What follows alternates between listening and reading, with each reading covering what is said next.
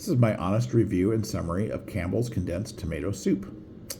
I always like to show the calories first. It's 2.5 servings per container, 90 calories per serving. But let's be honest, you're going to eat the whole can. So it'd be about 180 plus 45. So it's going to be about 225 calories for the can. So what about Campbell's condensed tomato soup? Campbell's tomato soup is a classic soup that has been a favorite for generations, made with ripe tomatoes and a blend of spices.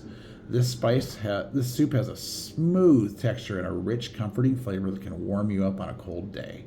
One of the benefits of Campbell's tomato soup is that it's easy to prepare. It can be ready in just a few minutes. It's also a good source of vitamins and nutrients, such as vitamin C and potassium, which can help support a healthy diet. However, one potential drawback of this soup is that it can be high in sodium. One serving of Campbell's tomato soup contains around 480 milligrams in sodium, which is about 20% of the recommended daily intake. Those that are watching their sodium, you might want to watch that or get the lower sodium version. Overall, Campbell's tomato soup is a tasty and convenient option for a quick and easy meal. However, it is important to be mindful of the sodium content. And I just got to be honest, there's nothing better than tomato soup and a grilled cheese sandwich. So go out and get yourself some Campbell's tomato soup.